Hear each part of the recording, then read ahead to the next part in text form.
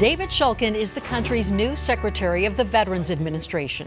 Shulkin taking the oath of office Tuesday from Vice President Mike Pence, a former Obama administration official. Some veterans here in Colorado say they've been encouraged by what they've learned about Shulkin during the nomination process. And joining us right now is Frank Hocker, who is with the Coalition for Concerned Veterans for America. Thank you for being here. Thank you for having me. You're particularly excited about this nomination.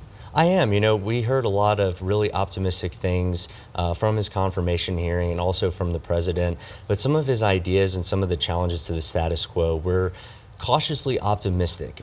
Granted, he was a part of Bob McDonald's sort of failed VA administration. However, we really view it that he has an inside knowledge already of the VA, and he's going to be able to come in and really sort of right the ship.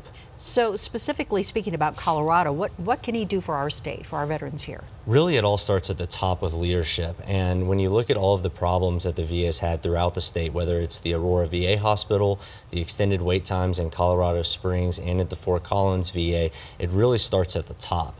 And by just establishing that new leadership and a new culture of accountability, he can really start to turn things around out here. And accountability is one of the main things that we really would like to see, sort of changed within the culture. Yeah, I think the VA hospital is probably the biggest frustration for Coloradans. Do you see that changing quickly?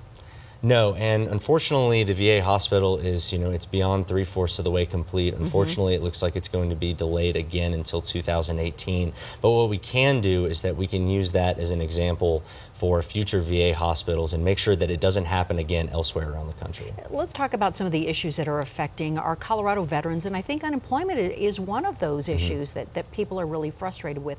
Where do you see that changing? So specifically when we start talking about the VA and what are the actual functions of the VA, you've got your healthcare administration, the education benefits. There's a lot of different things that really affect Colorado veterans, and there's a myriad of certain opportunities. Where veterans here have had most trouble specifically in regards to the healthcare is we really need to just turn it back and get the focus back on veterans here. And like you were saying, unemployment's also a major driver of that, is getting veterans more job opportunities, which is, we're getting into economic speak here. But the VA, they do have great programs, but we really just need a new culture. The hiring freeze, the federal hiring freeze, that really has hurt veterans particularly hard. I saw that the unemployment rate climbed from 4.4% in September to 6.3% in January. Is that specifically tied to that hiring freeze? I know that the VA did receive a waiver for the hiring freeze, and unfortunately Colorado has a major problem attracting people to work at the VA. There's a lot of unstaffed positions, whether it's nurses or doctors. But when it comes to the overall federal hiring freeze, what I think can happen is that when you start looking at redundancy and you look at jobs, I think sort of the economic opportunities in the private sector and some of the areas that the new administration has talked about, I don't necessarily think that veterans are out looking. The reason they're unemployed is because they don't have a federal job. What are the other issues that we don't think about that are really pressing for veterans? I really think the issue is, when it comes to talking about healthcare and veterans, is the problems that are easy to fix. And some of the low-hanging fruit that we really identify is not only the accountability piece, but choice.